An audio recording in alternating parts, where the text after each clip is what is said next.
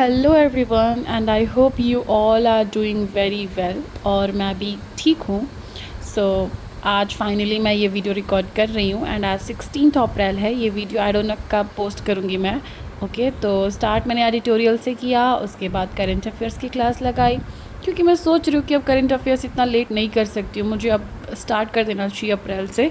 और उसके बाद 6 मंथ कवर करना होता है, देखते हैं कितना होगा अप्रैल के बाद। और एग्ज़ाम से पहले रिवीज़न ज़्यादा इम्पॉर्टेंट होता है। उसके बाद फिर मैंने कौशिक मोहंते सर की एक क्लास लगाई, और वो मैंने क्लास पुरानी ही लगाई है बिकॉज़ मुझे कुछ प्रॉब्लम था प्रॉफिट एंड लॉस में। कुछ कॉन्सेप्ट्स मेरे कंफ्यूज कर रहे थे मुझे। कुछ टॉपिक्स, कॉन्सेप्ट्स कैसे कंफ्यूज कर सकते हैं टॉपिक, ओके, प्रॉफिट लॉस में, तो वो मैंने लगाया।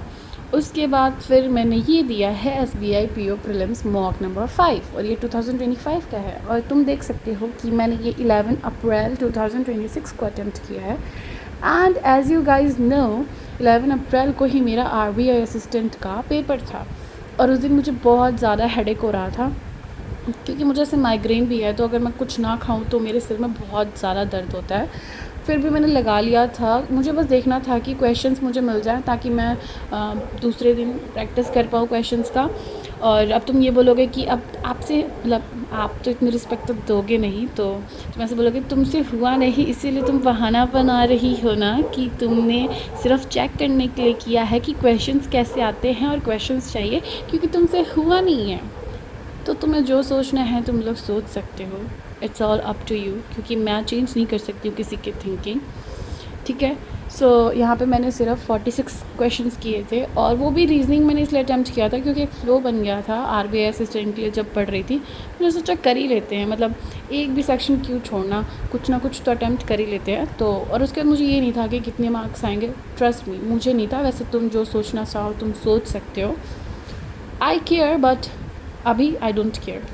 उसके बाद फिर मैंने ये रीजनिंग की क्लास लगाई है, और मुझे समझ नहीं आ रहा यार, अगर तुम्हें पता हो तो प्लीज़ बताओ कि जो अड्डा 247 पे जो भी ये लाइव क्लासेस चल रही हैं, ठीक है, प्रीलिम्स वाली, उसका कोई प्लेलिस्ट हो रहा है, मतलब प्लेलिस्ट बना के उसमें अपडेट कर रहे हैं कि नहीं? क्योंकि ना मैं क्लास लगा लेती हूँ फिर मुझे वीडियो कभी मिलता ही नहीं है। मतलब मैंने सोचा और प्रीवियस भी लगाऊँ, लेकिन मुझे वीडियो ही नहीं मिला। उसके बाद फिर मैंने यहाँ पे मैंने कैलकुलेशन की थोड़ी प्रैक्टिस करी है, ऑल्दो मैंने ये वीडियो ऑलरेडी एक बार देख चुकी हूँ मैं, और प्रैक्टिस भी कर चुकी हूँ, बट फिर मैं भूल गई थी। तो फिर मैंने इस बार क्या किया है, नोट डाउन किया है, एंड प्लस मैंने पूरी वीडियो देखी, और मैंने ये सोच लिया है कि अब मैं इसको रिवीजन मोड पे लाऊंगी, मतलब हमेशा ही रिवाइज़ करूँगी ताकि मुझे याद रहे। उसके बाद मैंने नवनीत सर की ही एक और वीडियो देखी कंपाउंड इंटरेस्ट पे, क्योंकि मुझे कंपाउंड इंटरेस्ट मतलब आता है, बट मुझे थोड़ा प्रॉब्लम है, हो जाता है यार, थोड़ा डर है इससे भी। तो बस इसलिए कॉन्सेप्ट क्लियर कर रही थी ताकि उस डर को हटा पाऊँ, ठीक है। उसके बाद मैंने यहाँ पे दिया है SSC CGL फ़ेज़ 1 का एग्ज़ाम। 84.50 है आउट ऑफ 200। येस, अगर आप बैंकिंग एस्पिरेंट हो, आपको नहीं पता है SSC CGL के बारे में, तो मैं बताती हूँ ये क्या है। एज अ बैंकिंग एस्पिरेंट मैंने ये अटैम्प्ट किया है, और पहली बार किया है। सो मैं बताती हूँ इसमें क्या होता है कि 200 मार्क्स का टोटल पेपर होता है, और क्वेश्चन होते हैं 100, मतलब एक क्वेश्चन 2 मार्क्स का होता है। और ये 4 सेक्शंस में डिवाइड है। एक तो जनरल इंटेलिजेंस वाला जो भी रीजनिंग बोलते हैं हम, उसके बाद GA है, जनरल अवेयरनेस, उसके बाद क्वान्टिटिव एप्टीट्यूड, दैन इंग्लिश। इसमें इंग्लिश की थोड़ी सी जो लेवल होती है वो थोड़ी अप होती है एज़ कम्पेयर टू बैंकिंग। और जो GA है वो बहुत वास्ट है, मतलब GA में बहुत कुछ पढ़ना है, बहुत कुछ नहीं, सब कुछ पढ़ना है, मतलब political science, economics, history, everything, science, सब कुछ, करंट अफेयर्स, स्टैटिक वाला भी पोर्शन पढ़ना है, मतलब बहुत वास्ट है करना। फिर भी मैंने सोचा एक बार अटैम्प्ट करके देखती हूँ। मैंने किया भी, और मेरे उतने अच्छा तो स्कोर नहीं आया, but that's fine, first attempt था। बट यार मुश्किल तो है, इसकी जो मैथ्स है ना वो भी थोड़ी अप है बैंकिंग से।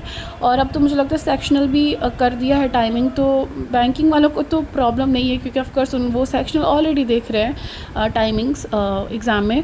SSC CGL में भी कर दिया, किया नहीं, आई गेस SSC CGL में नहीं किया है, बट कर सकते हैं, क्योंकि बाकी जो भी नोटिफिकेशन आई है SSC की तो वो हो चुका है, मतलब और एग्ज़ाम्स में ऑलरेडी वो कर रहे हैं, तो इसमें भी कर ही देंगे। तो मुझे नहीं पता, लेकिन ठीक है, ऐसा पेपर होता है, मतलब अगर पढ़ो तो कर सकते हैं। बट यार general awareness is too hard, मतलब डिफ़िकल्ट है यार करना। सो देखते हैं, बाकी इस वीडियो में इतना ही। मिलते हैं नेक्स्ट वीडियो में। Till then take care and bye bye. और एसएससी सीजीएल का मैं दूसरा मॉक ज़रूर दूंगी फिर से, और कोशिश करूँगी कि मैं इस बार पेपर भी दूँ, लाइक फॉर्म फिल करूँ। सो बाय बाय।